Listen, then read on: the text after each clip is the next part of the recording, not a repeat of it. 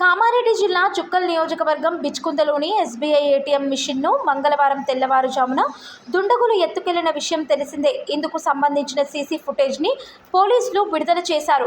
నలుగురు వ్యక్తులు ఏటీఎం మిషన్ని పెకిలించి క్వారీస్ వాహనంలో తరలించినట్లు పేర్కొన్నారు. అపహరణ సమయానికి అందులో 3.95 లక్షల నగదు ఉన్నట్లు బ్యాంక్ మేనేజర్ మోహన్ రావు ఫిర్యాదులో పేర్కొన్నారు. దుండగులు పారిపోతూ మార్గమధ్యలో జుక్కల్ మండలంలో పెద్ద ఏడ్ది గ్రామంలో 2 ద్విచక్ర వాహనాలను సైతం చోరీ చేశారని జుక్కల్ ఎస్ఐ సత్యనారాయణ తెలిపారు. కేసు నమోదు చేసుకుని దర్యాప్తు చేస్తున్నట్లు బాన్స్వాడ డీఎస్పీ సత్యనారాయణ, బిచ్కుంద సీఐ నరేష్ తెలిపారు.